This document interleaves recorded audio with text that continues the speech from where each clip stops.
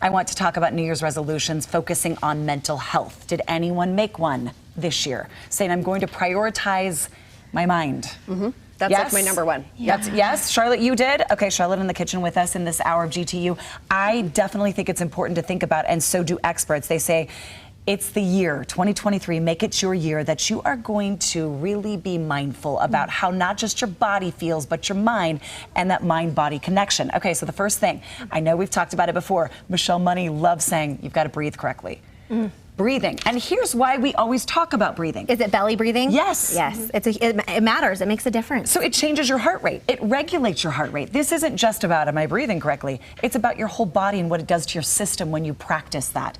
Do you do that? Yeah, frequently? I try, and I'm trying to teach my kids too to let the belly rise, because it's not what you naturally want to do. You have to walk yourself through it and think through it. But it does regulate your whole system. It does. If you look at babies though, they are born that way. They breathe correctly.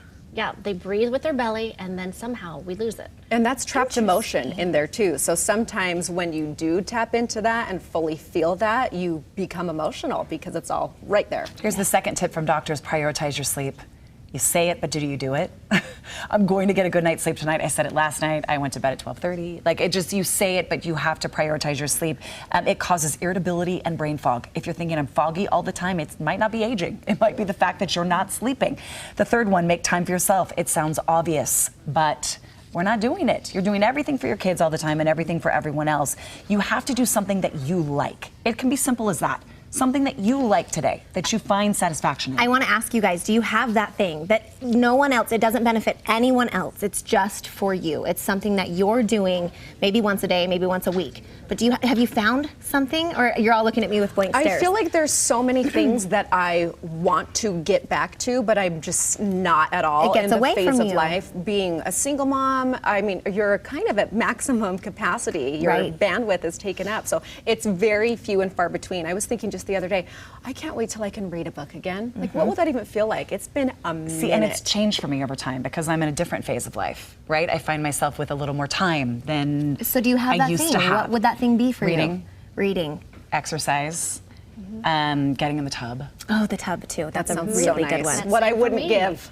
That same exercise, running in the morning, the bathtub, and then I go to a place where it's called relaxation, and I go there for me. Is this the yoga studio? I saw you went to a hot yoga studio It's called recently. Awesome Relaxation, and it's not yoga, but it has all of these massage chairs and light therapy, and it's just for you. Sounds amazing. Well, I just found a studio up by me. It's called The Studio, and I literally go, I don't talk to anyone when I walk in. I hide in the back corner, and it's a hot yoga, and it is just me and my thoughts. And you know that my brain goes quickly. I'm high energy. For me to do that is kind of challenging, to really pull myself back.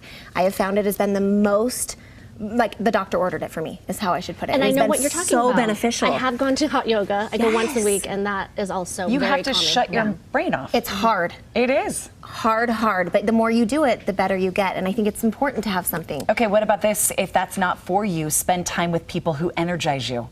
Not people who suck your energy, but people that bring it back to you. This can be as simple as a 10-minute FaceTime. This could be just a phone call. This could be a text. Connecting with others who make you feel heard is good for your mental health. Add a gratitude practice into your routine. If you are simply more grateful about your life, it will help your mental health. I mean, and maybe your life's not going very well right now, but there's got to be something that you can write down. The act of writing it down is part of the process. I'm grateful that I got up this morning. I'm grateful. I looked at the snow. I was cold, but it was beautiful when I got up this morning. That goes right in line with my other resolution when we're talking about prioritizing that mental health, but also your thoughts and focusing on the gratitude, because we've said it a million times. I mean, it's easy to spiral and get stuck in the negativity of what isn't, of what you need to change, all of the things, right, that are make you in a scarcity mindset. So I've been trying to be much more mindful, waking up in the morning and taking note of the things that are good. And you go, oh my gosh, there's so much, and I'm overlooking it. You have to take time to, I think, savor, slow down, and enjoy those little things. Last tip is get moving. I mean, and that goes without saying. I know that's what you love. I think about you sometimes getting up really early while I'm still in bed. I motivate you when I don't even know it. I love it. Think about you. Yes. I like that. All right, well, right along with this, decluttering is one of my New Year's resolutions, and I actually have attacked okay, I hate to admit this, but I'm going to be honest. There's been a closet that has been sitting since I moved in my house 3 years ago.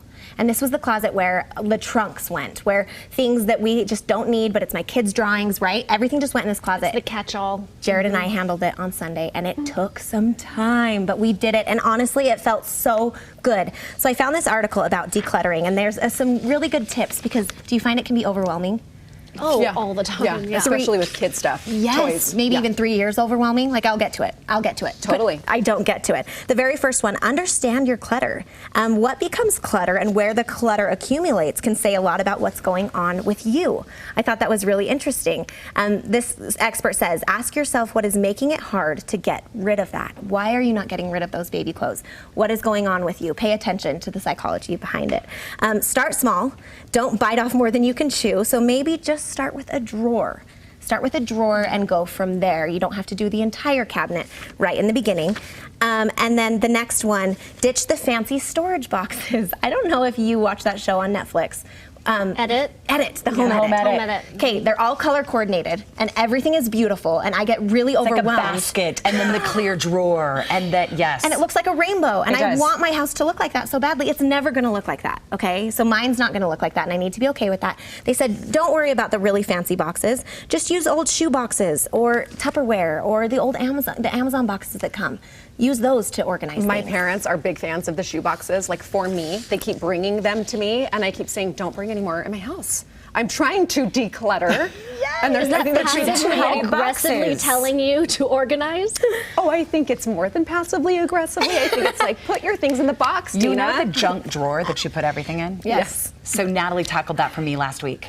to go. Yep, thank you, Natalie, because I've not Yes. tackled it in I don't know how many years. But there were markers that you couldn't write with. There were pens. There were like you just keep chucking Well, it this in. is what I say. At least you know where it is, where the junk is. There it is. You know, The you junk know drawer. where it is. Okay, the last one, make it easy to stay organized. Come up with a system, a practice that can easily be maintained. Because they said it's easy for that closet that I just did to stay good for a week. But what about in a year? Am I going to be able to maintain that? So just set up something that is really going to work for you and your family and pay attention. Don't let it get out of hand. I liked them. There's an article out there that says how much time we spend looking for stuff. I need to find it. But Yes. how much of our lives, because we're so cluttered, that we're constantly finding things or trying the to. satisfaction The when hunt. it's done, Yeah, right? Did you feels look so at that good. closet and you were like, oh, Well, you know what I thought? Why didn't I take a before photo so I could be really satisfied with my before and my after to just good look point. at? So do take those. But I want you to report back in like a couple of months and talk about how the maintenance is going. I now believe you're in you. accountable. Okay. Now she's holding you I'm a little accountable. scared. I'm a little scared, but I see what you're saying. Okay,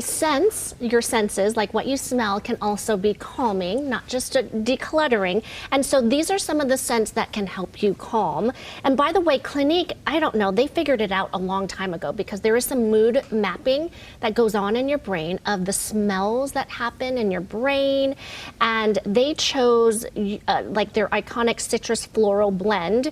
It smells vibrant, and they say it's engineered to make you feel happy and energetic whenever you get that whiff. So it also can elevate your mood, it can soothe your soul, it can calm you down, or make Spray you feel that grounded. first thing in the morning. I wore that for a long time. Did you wear Happy? Clinique has Happy, a yeah. perfume. Yes, they have a perfume. It's called and Happy. Yeah, it's all citrusy, and I wore that for a long time. And that's 25 years, I think, going strong, and it became the integral focus of their industry, of the perfume industry. So take some note of that. Now, here are some things that can calm you down, and it's usually earthy scents, earthy woods, rich in those creamy, musky flavors or scents. It promotes a sense of calm and relaxation, particularly in women. What is your favorite scent? Mine's rose. Is it rose? I like musk. So I like that, like some on Valentine's Day particularly. Not necessarily like smelling roses, like a flower- like but what- just like there's different rose body sprays, and sometimes they're mixed with other flavors. But if it has a hint of rose, and I like flavoring too, like in my coffee, I like a bit of rose. Would rose and floral kind of go together? Like I'm thinking the same thing, rose Yeah, and floral. kind of. I'm gonna bring some in and Do you spray guys like musk? Not a lot of people love the musky It's too scent. strong for me. I like vanilla. Like Yes. you make fun of vanilla. I like vanilla and woodsy smells. I do like this. Earthy fragrances, roots, seeds, and woods. It helps you connect with the earth and helps you Like the cedar wood.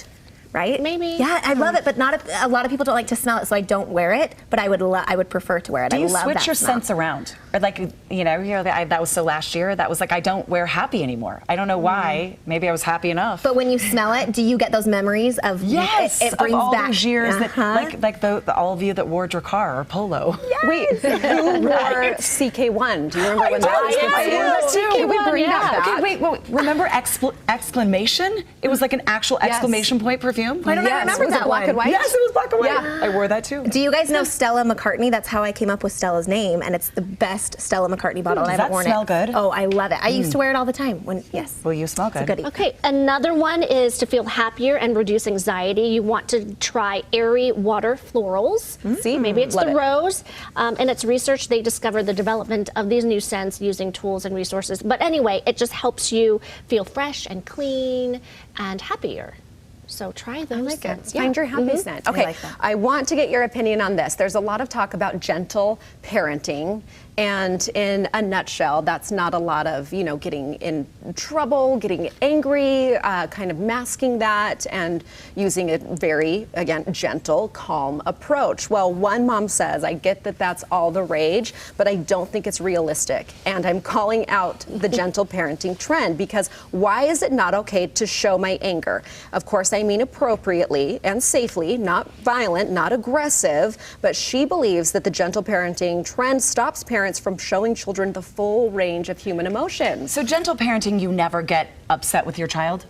Right. That's what you're it- in that's what it control. means? You're more in control the entire time. But I do think that you are still disciplining at times. Some say don't even discipline. There are some experts out there. And I think there's a spectrum of it. And I Right. think, it's kind of open to interpretation, but basically it shifts away from traditional authoritative parenting.